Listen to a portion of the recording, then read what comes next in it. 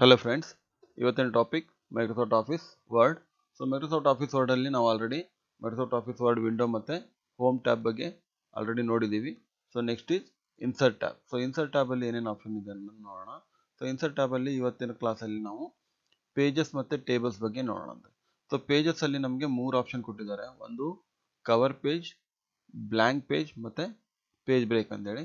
So ಏನಪ್ಪ cover page ಅಂದರೆ ಅಂತ ಹೇಳಿದ್ರೆ, ಸೊ ಯಾವುದೇ ಒಂದು ಡಾಕ್ಯುಮೆಂಟ್ ಆಲ್ರೆಡಿ ನಿಮ್ಮ ಹತ್ರ ಇದೆ. ಸೊ ಈ ಡಾಕ್ಯುಮೆಂಟಿಗೆ ನೀವು ಒಂದು ಕವರ್ ಪೇಜ್ನ ಕ್ರಿಯೇಟ್ ಮಾಡಬೇಕು, ಫಸ್ಟ್ ಪೇಜ್ನ ಕ್ರಿಯೇಟ್ ಮಾಡಬೇಕಂತಂದರೆ ಇಲ್ಲಿ ಕವರ್ ಪೇಜಿಗೆ ಬಂದುಬಿಟ್ಟು ಕೆಲವೊಂದು ಆಲ್ರೆಡಿ ಫಾರ್ಮೆಟ್ಸ್ ರೆಡಿ ಇದೆ ಇಲ್ಲಿ. ಸೊ ಈ ರೆಡಿ ಇರೋ ಫಾರ್ಮೆಟಲ್ಲಿ ನಿಮಗೆ ಯಾವ ಫಾರ್ಮೆಟ್ ರಿಕ್ವೈರ್ಡ್ ಇದೆನೋ ಅದನ್ನು ನೀವು ಚೂಸ್ ಮಾಡ್ಬೋದು. ಸೊ ಇಲ್ಲಿ ನಾನು ಒಂದು ಫಾರ್ಮೆಟ್ನ ತಗೊತೀನಿ, ಟ್ರಾನ್ಸ್ಕೆಂಡ್ ಅಂತ ಹೇಳಿದೆ. ಸೊ ಇಲ್ಲಿ ನಾನು ಕ್ಲಿಕ್ ಮಾಡ್ತೀನಿ. ಸೊ ಈ ಥರ ನನಗೆ ಒಂದು ಕವರ್ ಪೇಜ್ ಇನ್ಸರ್ಟ್ ಆಗುತ್ತೆ. ಸೊ ಈ ಕವರ್ ಪೇಜಲ್ಲಿ ನಾವು ಟೈಟಲ್ಲು ಸಬ್ ಟೈಟಲ್ನೆಲ್ಲ ಎಡಿಟ್ ಮಾಡ್ಕೋಬೋದು. ಸೊ ಇಲ್ಲಿ ಜಸ್ಟ್ ಕ್ಲಿಕ್ ಮಾಡಿಬಿಟ್ಟು ನಾನು ಡೇಟ್ ಬೇಕಾದರೆ ಡೇಟ್ನ ಇನ್ಸರ್ಟ್ ಮಾಡ್ಬೋದು. ಇಲ್ಲಿ ಕಂಪ್ನಿ ನೇಮ್ ಬೇಕಾದರೆ ಕಂಪ್ನಿ ನೇಮ್ನ ನಾನು ಟೈಪ್ ಮಾಡ್ಬೋದು.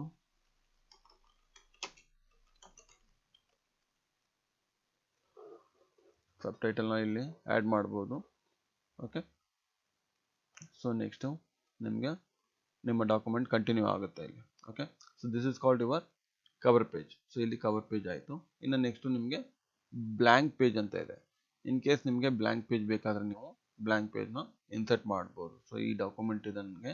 ಸೊ ಇಲ್ಲಿ 2ನೇ ಪೇಜ್ ಆದಮೇಲೆ ನನಗೆ ಒಂದು ಎಕ್ಸ್ಟ್ರಾ ಬ್ಲ್ಯಾಂಕ್ ಪೇಜ್ ಬೇಕು ಅಂತಂದು ಹೇಳಿದರೆ, ಒಂದು ಎಕ್ಸ್ಟ್ರಾ ಪೇಜ್ನ ನಾನು ಇಲ್ಲಿ ಆ್ಯಡ್ ಮಾಡಬೇಕು ಅಂದರೆ ಜಸ್ಟ್ ನಾನು ಕರ್ಸರ್ನ ಲಾಸ್ಟ್ ಆಫ್ ದಿ ಲೈನ್ ನಾನು ಕ್ಲಿಕ್ ಮಾಡಿಬಿಟ್ಟು ಬ್ಲ್ಯಾಂಕ್ ಪೇಜ್ ಮೇಲೆ ಕ್ಲಿಕ್ ಮಾಡಿದೆ ಅಂದರೆ ನನಗೆ ಒಂದು ಬ್ಲ್ಯಾಂಕ್ ಪೇಜ್ ಇನ್ಸರ್ಟ್ ಆಗುತ್ತೆ. ನೋಡಿ, ಆಫ್ಟರ್ ದಿಸ್ ಇನ್ಪುಟ್ ಡಿವೈಸ್ ಏನಿದೆ ಇದಾದಮೇಲೆ ಒಂದು ಬ್ಲ್ಯಾಂಕ್ ಪೇಜ್ ಇಲ್ಲಿ ಕ್ರಿಯೇಟ್ ಆಗಿದೆ. ಸೊ ಇಲ್ಲಿ ನಾನು ಎನಿ ಕಂಟೆಂಟ್ನ ಇನ್ಸರ್ಟ್ ಮಾಡ್ಬೋದು, ಅದನ್ನು ಟೈಪ್ ಮಾಡ್ಬೋದು. So this is about your blank page. ಇನ್ನು ಪೇಜ್ ಬ್ರೇಕ್ ಅನ್ನೋ ಆಪ್ಷನ್ ಇದೆ, page break. So page break ಅಂದರೆ ಏನಪ್ಪ ಅಂತಂದು ಹೇಳಿದ್ರೆ, ಆಲ್ರೆಡಿ ನಿಮ್ಮ ಹತ್ರ ಒಂದು ಡಾಕ್ಯುಮೆಂಟ್ ಇದೆ. ಈ ಡಾಕ್ಯುಮೆಂಟ್ನ ನೀವು ಎಡಿಟ್ ಮಾಡ್ತಾ ಇದ್ದೀರಾ. ಸೊ ಎಡಿಟ್ ಮಾಡೋ ಟೈಮಲ್ಲಿ ನಿಮಗೆ ಎಲ್ಲಾದರೂ ಒಂದು ಪರ್ಟಿಕ್ಯುಲರ್ ಪ್ಲೇಸಲ್ಲಿ ಸಮ್ ಕಂಟೆಂಟ್ಸ್ನ ಆ್ಯಡ್ ಮಾಡಬೇಕು ಅಂತಂದು ಹೇಳಿದ್ರೆ ನೀವು ಪೇಜ್ ಬ್ರೇಕ್ನ ಯೂಸ್ ಮಾಡಬೇಕಾಗುತ್ತೆ. ಸೊ ಏನಪ್ಪ ಯೂಸ್ ಆಗುತ್ತೆ ಪೇಜ್ ಬ್ರೇಕಿಂದ ಅಂತಂದು ಹೇಳಿದ್ರೆ, ಇಲ್ಲಿ ನಾನು ಕಂಪ್ಯೂಟರ್ ಹಾರ್ಡ್ವೇರ್ ಅಂತ ಇದೆ. ಸೊ ಈ ಕಂಪ್ಯೂಟರ್ ಹಾರ್ಡ್ವೇರು ನೆಕ್ಸ್ಟ್ ಪೇಜ್ ಕೊಡಬೇಕಾಗುತ್ತೆ. ಇಲ್ಲಿ ಕೆಲವೊಂದು ಎಕ್ಸ್ಟ್ರಾ ಲೈನ್ಸ್ನ ನಾನು ಆ್ಯಡ್ ಮಾಡಬೇಕು ಅಂತಂದು ಹೇಳಿದಾಗ ನಾನು ಏನು ಮಾಡ್ತೀನಿ, ಸಿಂಪಲ್ ಆಗಿ ಮಾಡುವಾಗ ನಾವು ಇಲ್ಲಿ ಎಂಟರ್ ಬಟನ್ನ ಕೊಡ್ತೀವಿ. ಎಂಟರ್ ಬಟನ್ ಕೊಟ್ಬಿಟ್ಟು ಅದನ್ನು ನೆಕ್ಸ್ಟ್ ಪೇಜಿಗೆ ಮೂವ್ ಮಾಡಿಬಿಡ್ತೀವಿ. ಸೊ ಮೂವ್ ಮಾಡಾದ್ಮೇಲೆ ನಾವೇನು ಮಾಡ್ತೀವಿ, ಇಲ್ಲಿ ನಮ್ಮ ಕಂಟೆಂಟ್ನ ಬರೀಲಿಕ್ಕೆ ಸ್ಟಾರ್ಟ್ ಮಾಡ್ತೀವಿ.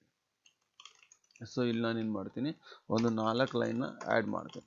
ಸೊ 4 ಲೈನ್ ನಾನು ಆ್ಯಡ್ ಮಾಡಿದಾಗ ಏನಾಗುತ್ತೆ ಅಂತಂದು ಹೇಳಿದ್ರೆ, ಈ ನೆಕ್ಸ್ಟ್ ಕಂಟೆಂಟ್ ನೆಕ್ಸ್ಟ್ ಪೇಜ್ ಏನಿದೆ ಅದು 4 ಲೈನ್ ಮುಂದೆ ಹೋಗುತ್ತೆ. ಇದೇ ಥರ ಫರ್ದರ್ ಎಷ್ಟು ಪೇಜಸ್ ಇದೆಯೋ ಅದೆಲ್ಲದು ಪೇಜಸ್ಸು ನಿಮಗೆ 4 ಲೈನ್ ಮುಂದೆ ಹೋಗೋದ್ರಿಂದ ಕಂಪ್ಲೀಟ್ ಡಾಕ್ಯುಮೆಂಟ್ ಒಂದು 50 ಪೇಜ್ 100 ಪೇಜ್ ಡಾಕ್ಯುಮೆಂಟ್ ಇತ್ತು ಅಂತಂದು ಹೇಳಿದ್ರೆ ರಿಮೈನಿಂಗ್ ಪೇಜಸ್ ಏನಿದೆಯೋ ಅದೆಲ್ಲ ಪೇಜಸ್ಸಿಗೂ 4 ಲೈನಿಂದ ಎಫೆಕ್ಟ್ ಆಗೋ ಚಾನ್ಸಸ್ ಇರುತ್ತೆ. ಹಾಗಾಗಿ ನಾವೇನು ಮಾಡ್ತೀವಿ, ಇಲ್ಲಿ ಎಂಟರ್ ಬಟನ್ ಕೊಟ್ಬಿಟ್ಟು ಕಂಟೆಂಟ್ನ ಮೂವ್ ಮಾಡೋಕ್ಕಿಂತ ಮೊದಲು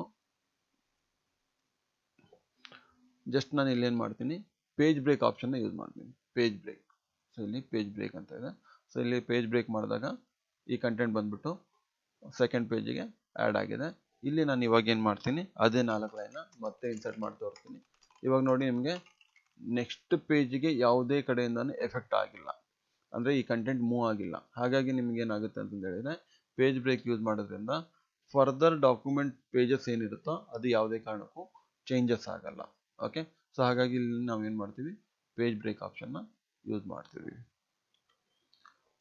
ಸೊ ಪೇಜಸ್ ಆಪ್ಷನ್ ಕ್ಲಿಯರ್ ಆಗಿದೆ ಅನ್ಕೊತೀನಿ. ಕವರ್ ಪೇಜ್, ಬ್ಲ್ಯಾಂಕ್ ಪೇಜ್ ಮತ್ತು ಪೇಜ್ ಬ್ರೇಕ್ ಆಪ್ಷನ್